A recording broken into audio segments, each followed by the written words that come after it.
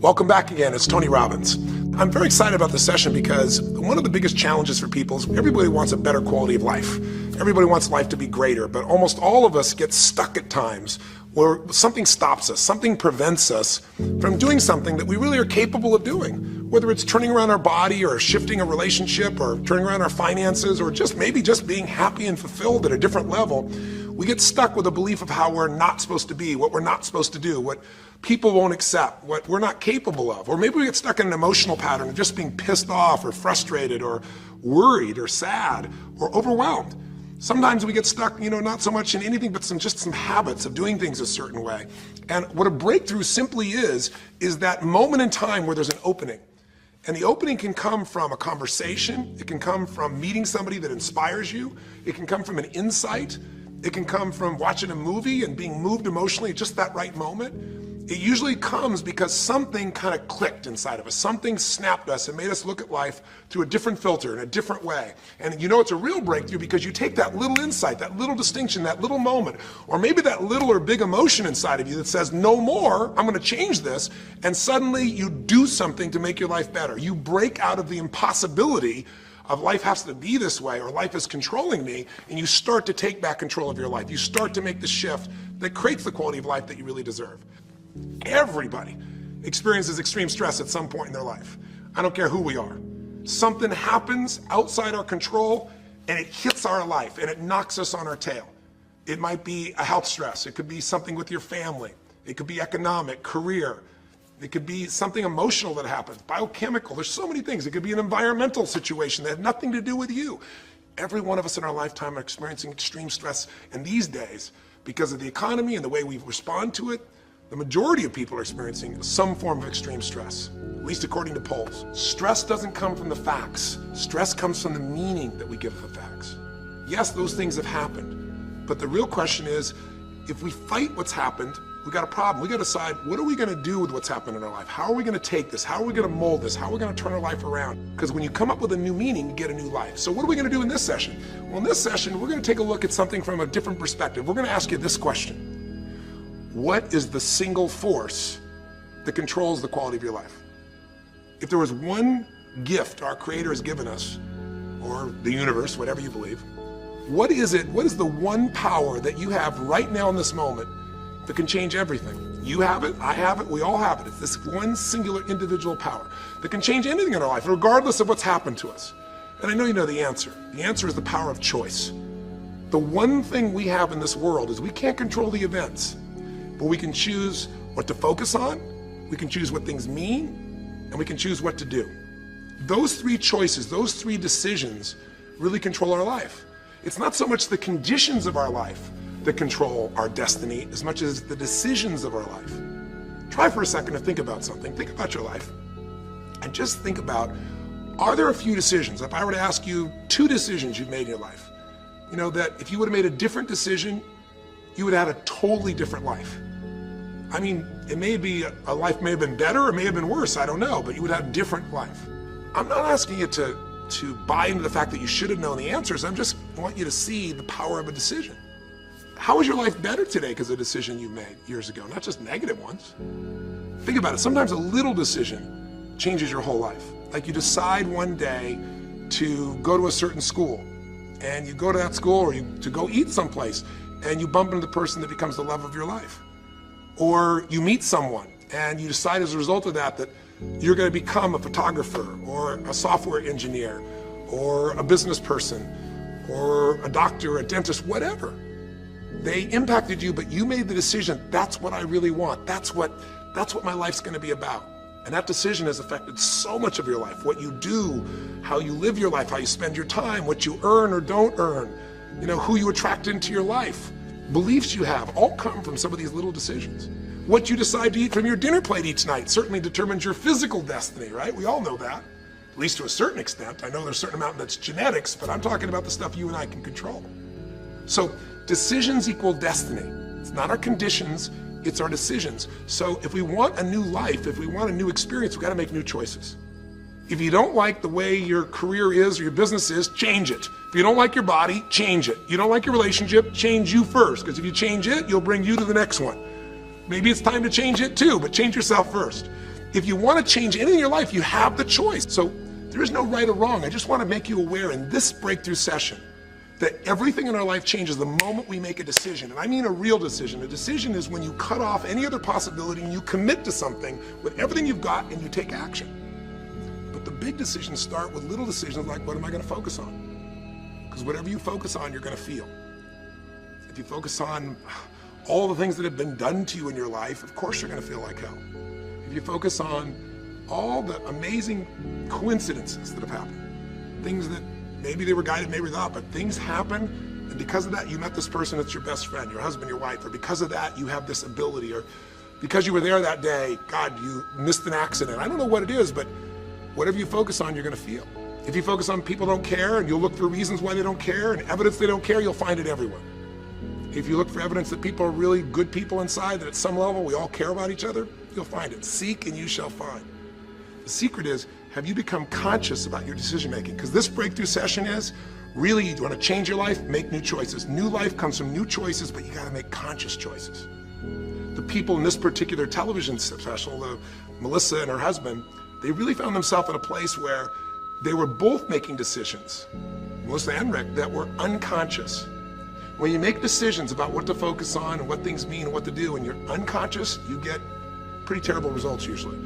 Now, we've all done this. I do it still. We all do. But if you want to change your results, you got to become more conscious in your decision making. So think about it. What you focus on, you will feel, whether it's true or not. You focus on how people don't care, you're going to feel they don't care. Second decision you make is, what do things mean? So you focus on something someone does and you come up with a meaning, and the meaning is, no one loves me. The meaning is, they're trying to take advantage of me. Depending on what meaning you come up with, and you get to choose the meaning of anything. For some people, they say, this situation happened with the economy, and what that means is, I'm going broke. Somebody else said, the situation happened with the economy, guess what? That means I'm gonna work harder, I'm gonna be more creative, it changed everything. Everybody else is gonna quit, so we're gonna dominate the marketplace. For people to do it. Is this the end right now, or is it the beginning? See, whether it's the end or beginning is your choice. You get to decide, because once you make up a meaning, it's true. If you think that this is the end of a relationship, are you going to treat people the same way as if you think it's the beginning of a relationship? No way. In fact, I tell people, if you want to have a great relationship, think about this. Treat people like you did in the beginning of the relationship, and there won't be an end. In the beginning of the relationship, when somebody says to you, would you take out the trash? What do you say? Of course, take out the trash. You're happy to do anything, right? But after about 6 months or 6 years, you go take them out the trash and go, what do you mean? What, I look like your janitor? Take out your own trash. The meaning we give things is very different, and so we feel different and our life is different. In the beginning, you'll do anything for someone. Now you make up a new meaning. Why should I have to do that for them?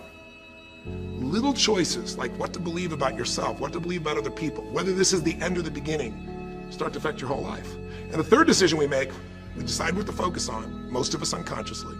We decide what things mean, and the third thing we decide is, what are we going to do? We decide to quit because it's overwhelming. We decide to get strong and focus. We decide we're going to turn it around. We decide to wait and see. Ultimately, your destiny is determined by what you do. So, for example, what do you do if somebody comes to you one day and says, you have a tumor? Again, I've had that experience. I use that as a reference point because I've had a lot of intense experiences in my life, but that was one of the more intense ones for sure. Had many, but that was very intense. You know, first, what do you focus on? Do you focus on it's over? Do you focus on why me? Do you give it a meaning that says, I'm gonna die? What do? You just go through traditional therapeutic approach? Do you put yourself in the hands of someone else? Do you evaluate this? Do you get a second or third opinion? Your destiny is determined by your decisions. Now, if you're a guy like Lance Armstrong, you focus immediately on, I gotta find a solution. The meaning you come up with is, this is the ultimate battle. And what you decide to do is you're gonna exhaust every possibility. Now, that doesn't guarantee you're gonna succeed, but it's interesting. When you have that kind of a mindset, it shifts you. And Lance Armstrong, I mean, he was told things like, look, you got tumors here in your brain, you got them in your lungs, right? You got, obviously, in testicles, and you ride a bike for a living. That's pretty tough. But he made it through all of those pieces. Now, am I saying because he made the right choices? I can't tell you that. There's certainly some grace in everything. I think in life, there's three things. There's our ability to choose what we're focused on, to commit, to get a result, to put all our intention and focus into something. There's our ability to do the right things, to have the right strategy, to execute. And then there's some grace. There's what some people call luck, some people call grace. There's if you do the right things over and over again and with total focus, sometimes, you get good fortune that comes your way. And you tend to have more good fortune when you're totally focused and decisive and you take lots of action than if you kind of just sit around and accept things like you don't have a future. But the point of the matter is, this guy turned it around. What was he like after he got through this problem? After he had his breakthrough, after he faced cancer, racing against some other guy seemed like nothing by comparison. You're not much of a competitor. I faced death. And he goes on to win Tour de France after Tour de France after Tour de France, breaking every record anyone could ever imagine. What do you do decades ago, half a century ago almost now, and someone says to you, go to the back of the bus, and you're African American? One woman just decided, you know what, you can't take my dignity from me. I can only give that up, and I don't choose to give it up, and I will not go back to the bus. The answer is no. And Rosa Parks changed an entire society, because that day she chose to focus on something else. She gave it a different meaning. This is not a command. You do not have control over me. And she decided to fight. And she changed the direction of a country and of many other countries. She started something. We forget that you don't have to be famous to have the ability to change at least your own personal history, to change the direction we go in our life. We have the power to choose, even if you haven't before. You can finally say, no more. I won't put up with that, within myself or from anybody else. And here's what I'm going to do differently. That's where the breakthroughs really start to happen. Now the question is, why do some people stand their ground and make something change versus other people just kind of accept things? Why do some people make bold decisions and other people make decisions that are based on trying to hang on to what they've got? Well, that's a more complex question to answer than we might have in a few minutes in this one session, but it is one that I've spent my life studying. Because when you can change your decisions, you can change your life. When you can change the force that controls your decisions, you can change anything in your life. At some level, we have certain beliefs and values. But if I was going to make it simple, I'd say there's two things that determine your choices. The first thing is the state of mind and emotion you're in at that moment. Think about it. Have you ever snapped at somebody and had nothing to do with them? It was just the state you're in, right? You were frustrated, you were pissed off about something, and in that state of mind, whatever they said got interpreted through that state, and you made up a meaning like they were an irritant or they were interrupting you. They weren't. You probably felt bad afterwards. When we get in the wrong state, we make the wrong decisions. When you get in a strong, empowering state, you'll make a better decision. Learning how to direct your state is a big part of what my work is with people, and it's a big part of what I do in my seminars. But the other thing that affects your decisions would be what I would call your story or your blueprint. We all have kind of a story about how our life is supposed to be. Comes from a set of life experiences, interpretations. Some people think life is all about getting theirs. Some people think life is about growing and contributing. Some people think life is about making judgments. Some people think life is about saving other people's lives. Some people think life is about being successful. Some people think God is the basis of everything, and the way to know God is to go through life in a very specific way with a set of rules, and they follow it. And that's what they believe. Whatever your story is, whatever your blueprint is just another way of saying whatever you believe is how your life is supposed to be, at some level, we either follow that blueprint or we fight it. If we follow it or we fight it, we're going to find that we're going to bump into things in life where life isn't always the same as we expect it to be or think it should be. And that's where we start to experience stress. So in this session of Breakthrough, when you watched this story and you saw Melissa, you saw the conflict between what she desired most and what she feared most. I really believe life is the dance between what you desire most and fear most. That's where you find where we live our life. The dance between what you want most and what you fear most. That's where all that energy is in life. So what does she want? She wants to be famous. She wants to be able to sing and have everyone hear her voice and be able to touch everyone. She wants to contribute. She wants to share her gift. And she definitely wants to be famous and successful. She needs to be closer to her children. And one of the big challenges in life is oftentimes what we want and what we need are two different things. She has 5 boys. They're all extremely young, as I'm sure you saw. And she has a husband. And while they're all supportive of her going on this journey, somewhere along the line, she lost that connection to what was most important. Now, is she a bad person to make bad decisions? No, good people make bad decisions when they get in lousy states, when our ego gets involved, or when we start believing our story. And here was the story she had. Being a mom's important, but the bigger gift God gave me is my singing voice. And once we get seduced into a particular story and we start to believe it, it takes a hold of our life and it controls all of our choices. And then pretty soon, bad choice on top of bad choice on top of bad choice starts to affect our life. Can you relate? How many times have you made some choices that you wish like hell you would have made a different decision back then, or that no one ever knows the stupid decisions you made? I know I can relate to that. So what I want to talk to you about today for this brief little session is how to break through a crisis. Crises happen, whatever type of crises you go through in your life, and I know you've had many, when we make some choices unconsciously and we get consequences. And we make them unconsciously because we're trying to get what we want. We don't really know what we value most. We don't know what we need. And we find ourselves waking up one day and going, why is my life this way? It's kind of like life is always calling to us to constantly grow and improve. You know, if you're going to look at what's going to make life work, it's really simple. What makes people happy is progress. We're happy when we're progressing. If you're overweight, but you leave today and you say, you know what, this breakthrough thing, what I got out of today for me more than anything else is, I've been stuck waiting for some magical diet, some magical exercise plan, some magical time in the future when we have more time. There is no more time. I don't need to wait for that. I'm just gonna make a decision today to get started. I don't need to go out there and go interview 20 trainers and get online. I don't need somebody to give me a perfect plan. I need just to pick up my shoes and start walking. I need to just get somebody behind me who just goes, run! I don't need to wait for perfection. I'm gonna do something right now. I choose to get fit, I choose to walk, I choose to run, I choose to go join a club. I'm doing it now. A breakthrough happens the moment you make a new choice. And you don't have to wait. You can just get yourself in a new state. Maybe this tape will get you doing, or you just have to have a new thought that says, you know what?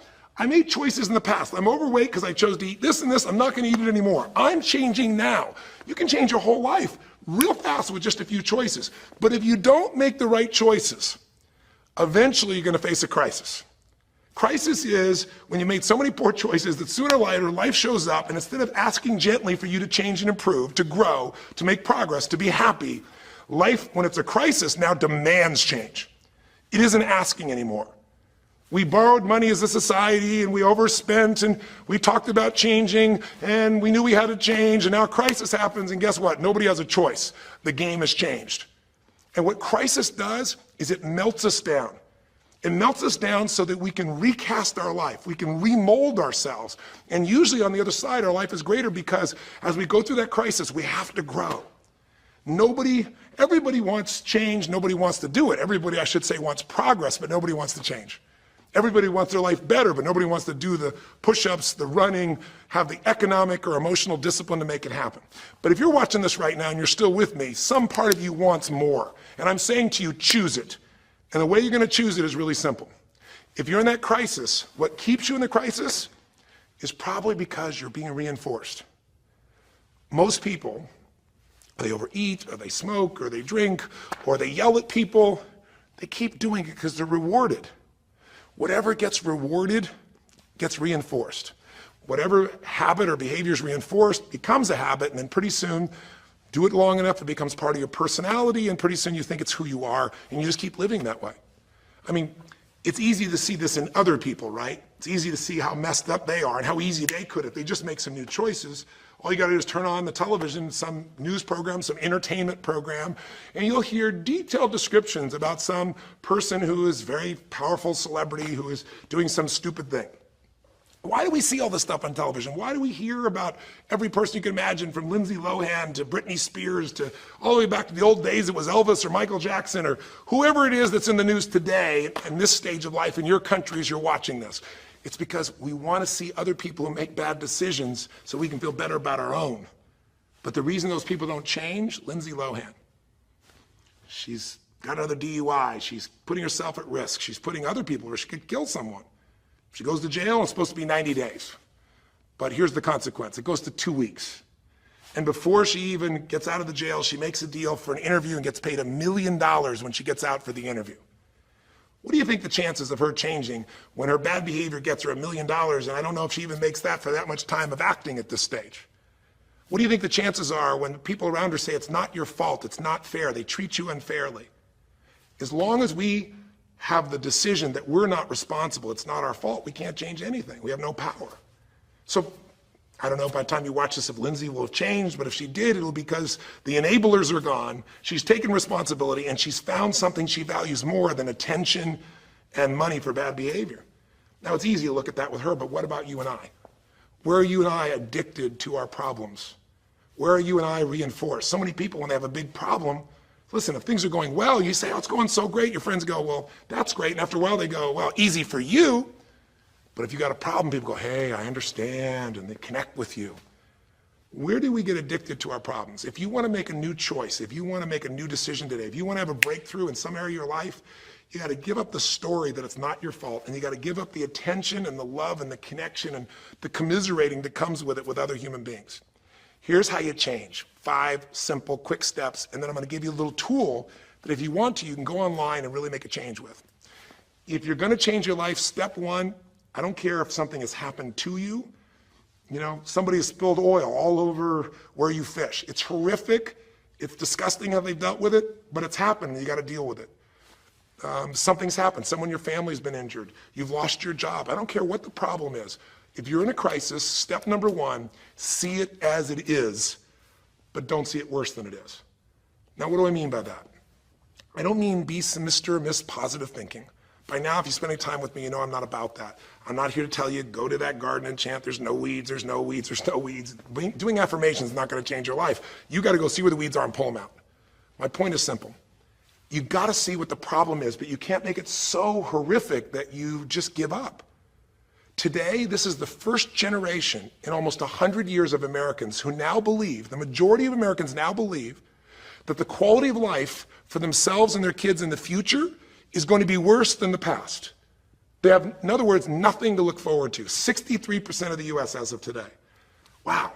When you start thinking there is no future, you go into what we call learned helplessness, a place where you just kind of give up. And if you get to that place of giving up, then you have no power over your life. That's when people get depressed. That's when people do crazy, stupid things. That's when people want to turn to drugs or alcohol or sometimes suicide or just total frustration and anger, and their life starts to do the opposite of a breakthrough. It becomes completely stuck and in pain or in ongoing suffering. If you and I are going to break out of that, we got to see it as it is. We're not here to be positive thinking people. You got to see what's really going on. But if you're overweight, you can't say to yourself, well, I'm big boned. That's not why you're overweight. You're overweight because you don't work out, you eat certain things, you eat Cheetos all day long watching TV. I don't know what it is you do, but I know it's not just because you're big boned. You don't want to make it so it's outside your control or you can't change it. So see it as it is, but don't see it worse than it is so that you have no reason to try. Does that make sense? That's the first step. Step 2, get to the real truth and deal with it. Don't just see it as it is and not worse than it is. Don't just like balance it, but now get to the truth. I mean, listen, if the truth is you've been trying to get a job for 2 years and you truly have worked every day in a particular industry, and the number of jobs in that industry has shrunk down, and you really aren't getting that job, then you might have to look at the truth. The truth is you might have to retool. You might have to say, gosh, you know, the industry I'm in is gone. I mean, gross, simplistic example, but for years, vinyl records were around for 85 years. And it was a gigantic industry. And things came and went. During the vinyl record time, what happened? Well, there was, remember those 8-track tapes? Are you ancient enough to remember those things? Maybe you know somebody remembers those things. These big boxes, you push them in and out. Yeah, 8-tracks came and went, vinyl records were still here.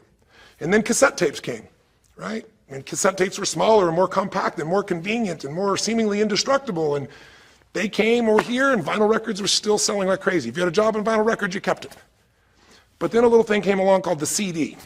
And when that happened, almost overnight, you saw an entire industry that's been around almost a century was gone. If you were the guy that worked in the vinyl record factory and knew everything about it, it was the second generation, didn't matter. It was over. And now we laugh about a CD, right? Because everything in this digital world you can have instantly. Who wants to put on a CD? Pretty rare, still available. In vinyl records, maybe there's a small market of people that are collectors, but it's gone. My point is, if you're in the vinyl record business, you got to tell yourself the truth. You got to see it as it is, not worse than it is, but you also got to get the truth and deal with it. You got to deal with the cards you're dealt. You're going to have to retool. You're going to have to change something. You might have to move. If you live in the Gulf, and I don't support anything that's happened there, who could? It's unconscionable what's happened with BP. But if you live in the Gulf and you're a 3rd-generation fisherman, and you fish for oysters, and they're dead, You better get to the truth. Are they going to be dead for 2 years or 10 or 20 to the best of your ability?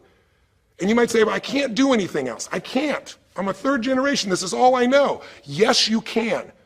Get to the truth and deal with it. Deal with the card you dealt with. You got to deal with it, sure, I'm sure legally, but in the meantime, you got to take care of your family. I'm not saying this off the cuff easy because I've been in those situations where it's impossible, it's unjust, it's wrong, but I still got to deal with it just like you. Am I making sense? It's like, you might say, I've lived here my life. You might have to move. You might have to fish someplace else. You might have to, I know you still got to deal with all the consequences, but you got to take back control of your life. There are unjust things that happen, but you got to take control. Easy for me to say, I'm not sitting in your shoes. I get that. But who hasn't experienced some form of injustice someplace? Who's not dealt with something unfair? Who's not dealt with something that wasn't meant to be unfair, but it affected your entire life, your career, your finances, whatever? You got to tell yourself the truth, and you got to get to those dealing with the reality right now. The longer you wait, the longer the crisis will be.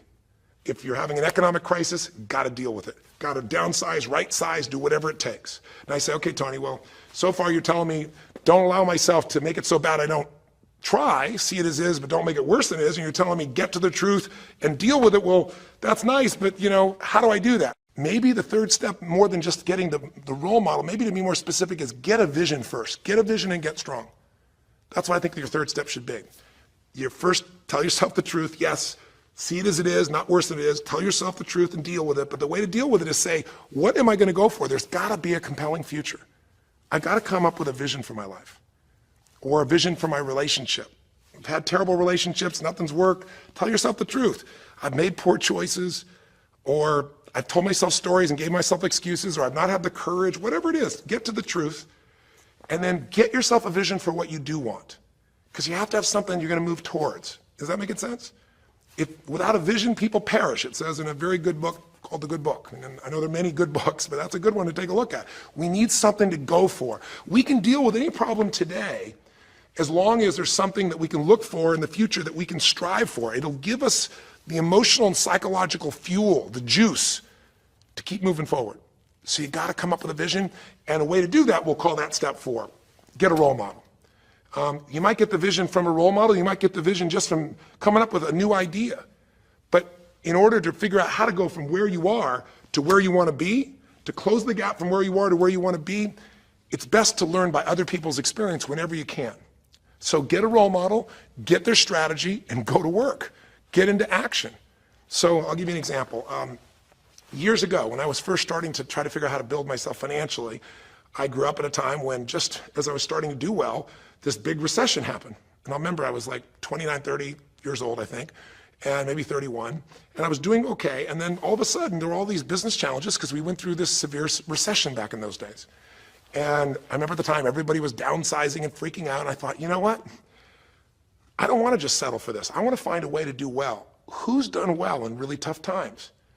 And so I started doing my homework. And in those days, you didn't go out and use the internet the way you do today. You couldn't access all that information. We actually went to libraries and did research in traditional ways. I'm ancient enough to remember those days. And I started hearing about this man named Sir John Templeton. Very famous man. He's a man who became a multi-billionaire as an investor. He started with nothing. But what was interesting is when I started to find out about his story, because here's a guy that when he's a young man, he's called Sir John Templeton now. He was actually an American originally, and he wasn't Sir. He came from a very poor family, and he just decided that in his life, he wanted to not only do well financially, he wanted to do so well he could help other people at any level that he wanted. And today, by the way, he's passed, but before he did, he created the Templeton Fund, and he also created a fund that now delivers money, gives money each year at the Templeton Prize to people that do good spiritual works, and it's larger than the Nobel Prize, and it continues to go on. But the guy started with nothing, and here's how he did it. Listen to me now. The reason I look for him as a role model is because he made all his money in the worst of times. He made all his money when people were going through the equivalent of the deepest recession or depression possible. His whole belief was, and this is different than almost anybody else you see around you, was pessimism was the secret to success. That what he wanted to do was make money when people were most pessimistic. Because when people are optimistic, they want you to pay for their house a huge sum of money. But as they start getting more and more pessimistic, where pretty soon they think they can never, the house is the worst thing to have, they'll virtually give you the house. They'll virtually give you the business. And so he made all his money starting in World War II. When the war broke out, when Hitler invaded over in Europe, he took all the money he had and borrowed a total money of $10,000, a total amount. He bought with $10,000 every stock on the New York Stock Exchange that was $1 or less that he thought might be useful, including some companies that looked like they're going to be bankrupt. But he did it when people were the most pessimistic. Because if you recall, it looked like Hitler was going to take over. It didn't look like we were all going to be the winners. It looked like Hitler was going to dominate. And when people were that scared, they would give up anything they had just to get a little bit back. And so he bought all this stock that eventually made him a multi-billionaire. He became a billionaire because after things changed, after the war, just 5 years later, and the economy started to surge, everything changed for him. Where do you think he invested next after World War II? Where was a country that was pummeled, that was down, the factories were basically turned into mud? Japan. You could buy things for pennies in Japan that would have cost you hundreds of thousands of dollars before, and he did. When everyone was most pessimistic, he went and did well. And then he sold when the 80s surged and when everybody thought Japan was the greatest country on earth and had the biggest businesses. He sold and made his maximum profit when people were overly optimistic. He did the same thing down in South America when inflation went crazy. This man spent his entire life basically having a strategy of how to succeed when everybody else was scared. I tell you that because he's a role model. What he did, how he did it, it's all in writing, it's crystal clear. You could do the same. But you won't be able to do it when you're telling yourself the sky is falling and it's over. When you see it worse than it is, you'll just give up. You won't do it if you don't tell yourself the truth is, you know what, this system isn't working. I got to do something. I got to change my finances. I got to change my job. I got to reach. If you don't tell yourself the truth and deal with the truth, the real truth, nothing's going to happen. You won't ever even think about a guy like John Templeton if you don't have a vision that says, I don't care how the environment is, I'm going to find a way to do well. And you won't do well unless you get a strategy based on a role model who's really done it. My whole thing is this: if anybody has something you want, they aren't lucky. They did something. If you model them, if you take similar steps, you can produce a similar result. Make sense? And then finally, the fifth step, look, if you're in a situation where you see it as is, but not worse than it is, if you've told yourself the truth and you dealt the cards you're dealt with and just decided you're going to change it and you're willing to do what's necessary, if you put yourself in a place where you got a new vision and you've gotten yourself strong, if you got a role model and you got some strategy and you got yourself into action, step 5 is give much more than you expect to receive.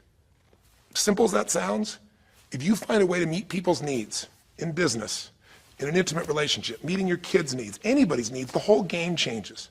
What happened here when all of a sudden, you know, Melissa finds herself coming home and all of a sudden she finds out that while she's gone, her kids now don't want to talk to her, her boys, her husband has had an affair. Well, none of that could change if she would have just said, you know what, my whole life is over, I'm done. And oh, by the way, I've just lost my career too because while I'm busy trying to deal with my family, I didn't finish the record, so I lose my record deal. And oh, by the way, we don't have any financial stability, now we're losing our house. If that family would have just said it's over, if Melissa or Rick either just said it's over, it would have been over. But they told themselves the truth. We got severe problems here, but they didn't make it worse than it was. They didn't say we can't turn it around. And then they got to the truth of the infidelity, the truth of her addiction to going after fame instead of being a mom, the truth that neither one of them had been really competent at parents and had not given the energy to the kids that they deserved. The truth will set you free, but first it'll piss you off. You know, it doesn't feel good, but not feeling good is sometimes where you get your drive to change things. They started looking around and said, we don't have the skill to even manage our house, much less our finances. We got to do something different. We got to focus on our kids. We got to focus on turning things around. We got to turn our relationship around. But that wouldn't have worked unless they got a vision of starting to see, you know, it could happen. And that's what I helped them with. I helped them get to the truth. I helped them to stop over-exaggerating. I got them to a place where they got to see that this relationship could be back alive and passionate and that these kids deserve both their parents and that she really could be a great mom and that maybe in the end she could even still have her singing career and enjoy it too, that she didn't have to give it all up. And I'm really proud of her. She did it because she found a role model. She got a vision, but she got a full role model. And the man that she works with today is a man that's sold, I think now 5 million or 10 million records. And most people outside the country business don't know his name. He's her mentor now. He's made music with, you know, Willie Nelson, with just about anybody you can imagine in the business. And he's done it for all these years, but he's never left the central part of Texas because that's where his family is. And Melissa's had offers to go to Sony Red. She walked away because they said, you're gonna have to do these things without your family. She found out what was most important And she made the decisions that met her needs to be a great mom. When you fight life and go, I should be a singer and not a mom, and you got 5 kids, you got a problem. When you fight life and say, the economy should be different, you're going to be stressed. Deal with what is, without exaggeration, with total honesty, dealing with the cards, coming up with a vision, finding yourself a role model that shows your strategy, work your tail off, give, keep changing your approach, and you can get where you want to go. Make sense? Now, that might sound like a lot. So to get you started, here's what I'd like you to do for this session. Start out, if you want, by taking a big crisis or problem you have and going through these steps, saying, okay, what's really true? And let me exaggerate, let me stop the exaggeration. Let me not make it worse than it is. Just let's define what's true. Let's stop the story. Just here's what it is. We got this much financial challenge. We got this physical challenge, whatever it is. And then go to step 2. All right, let's find out the truth. Let's get the details. Let's get the details and figure out what we're going to do. And then here's where we're going to go. This is where we're going to eventually get to. It might take us longer to get where we want to go, but we're going to get here. Who's done it that we can model, that we can follow the steps in, who can coach us? And let's just work our tail off and change every day. But to give you a quick jump, sometimes when you're in the middle of crisis or crises, multiple crises, lots of things going on simultaneously, it feels a bit overwhelming. So, and you might not know a role model. You might say, Tony, I don't know who. Well, not hard on the internet these days to find role models, or come to an event. I can promise you we can show you plenty of role models. This is what I do for a living. But what you can do right away is you can model yourself. Think about it. Almost everyone alive has been through more than one tough time, crisis or multi-crises, where you're having a problem financially and you're having a problem with your family and you're having a health problem all simultaneously. Those are the intense ones, right? But if you're standing still today, most of us have found a way to get through it. And if you don't, you know someone who went through a tough time, a grandmother, an aunt, an uncle, somebody. The greatest way to make that change happen, when you break out of break through, you break out of a problem, you break out of a crisis, is model yourself. So we have 5 questions when you click on this link. And you can do it by video so you can see yourself, and you can share it with other people, or you can type in the answer. I'll tell you in advance what they are, and then when I'm done here, I want you to do it right away if you would. The first question is, what's been one of the toughest times in your life? What's been one of the toughest times of your life that you did get through? Maybe it was a financial situation. Maybe it was a career situation. Again, maybe it was an intimate relationship where you were crushed. You thought you could never make it through all the pain you went through there. Maybe it was a physical challenge or health challenge. Maybe it was a lack of confidence or ability. I don't know what it was, but what was a just incredibly tough time that you did make it through? And you're just going to jot it down.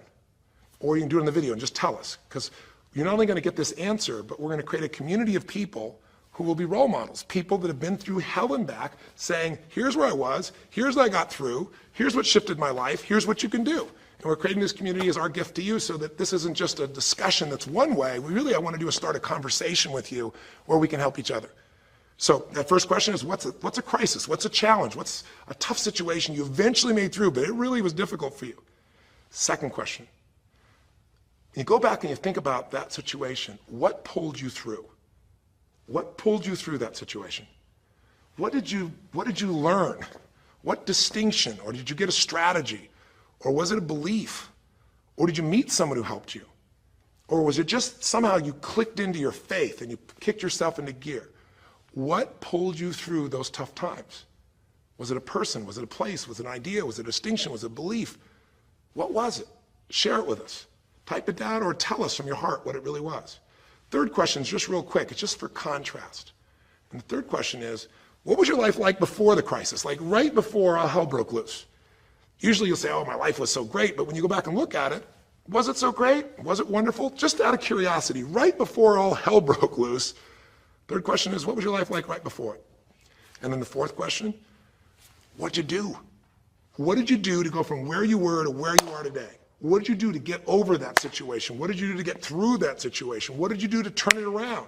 What action did you take? Who did you go learn from? What skill did you go get? What did you physically do? Kind of give us the description of what you did, because we all want to know, because you can provide us a pathway. You may have been through a crisis that someone else is going through right now, and they could learn from you, they could learn the shortcut.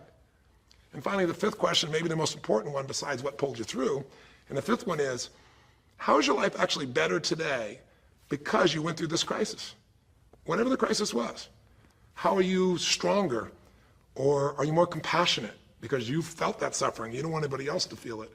Or are you more hopeful because you know you made it through that so you can make it through other things?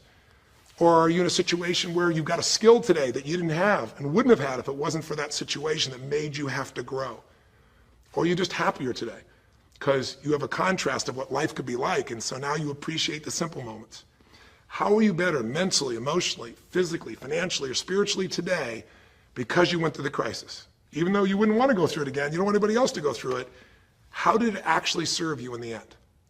I think if you answer these 5 questions, you don't need to remember them. I said them to kind of trigger you thinking. All you do is type in the answer, or you take the instructions and click on the video and go, okay, toughest time in my life? There have been so many, but I'd say when I went through this divorce, or I'd say when I was told I had this tumor, or I'd say when they told me this company was going to go bankrupt, or whatever it was. Second question, what pulled me through? God, I don't know, I guess a combination of things. One was this belief that somehow everything in life happens for a reason and a purpose. And even though I hate this, something must be calling me to grow. Or I'll tell you what it was. It was a friend that sat me down and said, man, you're going through hell. But when you're in the middle of hell, when you're pushing through hell, just keep pushing. Just keep going through it, man. I've been there. And he gave me this plan, or he gave me this strategy, or he told me, you know, this problem won't last forever. Trust me, I know it feels like it's the end of the world, but 10 years from now, you and I will be sitting here, and you'll be here with your children, and you'll be here with your wife, and we'll be talking about those tough days, and we'll actually smile and laugh about them and be so proud we made it through it together. Or you might say, what got me through it was prayer, or my faith in God, or what got me through it was just massive action. You know, what pulled you through? Just tell us.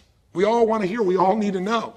And there's lots of ways to get through hell, isn't there? There's lots of ways to get through a crisis. There's so many ways. That's what I want people to get. So when you're done with this on the website, you will give in something. Because a community is not just a place you go get stuff, right? It's a place you give. And the more, you know, authentic you can be and honest from your heart, the more other people will see and be touched. You know, what was it like before? Oh my God, I was on top of the mountain. You know, what did you do? Here's what I did. You know, I told myself the truth. I went and got this new education. I went and started talking to people each day. Whatever you did. How's your life better today? There's a phrase, you know, be humble or be humbled.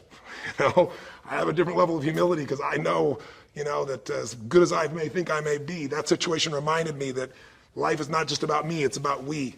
Or, gosh, because of that, I love my wife so much because we made it through that situation together. Or because of that, man, I'm so much stronger financially. I'm on top of things. I don't let anybody spend. Whatever it is, tell us how your life's better. Okay? I don't know how long the session was. Again, there's no script here, baby. I just want to work with you heart to heart to say one thing. If you want to break through, you have to make new decisions. New choices create a new life. The only thing stopping you is some limiting belief. Some belief about how life should be different or you should be different. Deal with life the way it is. Tell yourself the absolute truth. Don't make it worse than it is. Tell yourself the truth. Deal with it. Get a vision. Get strong.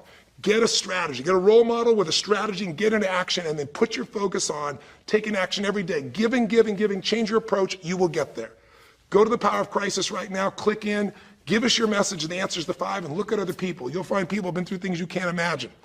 A woman talking about how one day she was home and a man came in, and to try and save her children from being hurt, she had to let him rape her right in front of her kids.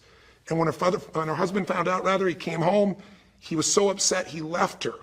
And then she developed cancer. I mean, you'll see some stories here that'll blow your mind. And today she's the most happy, incredible woman, and she's helping other people who have cancer to get through it. She's healthy and strong. Her kids are strong. We need those kinds of role models. So whether your story is little or big, there is no little or big. We all need a pathway of power. And this will be a gift to yourself because it will activate your resources, and it'll be a gift to other people as well. So that's our session. The power of decision, the power of choice, how to face a crisis and turn around. It may not sound like rocket science. It's not. It's just called the truth. And the truth will set you free, as they say. So live strong and live with passion.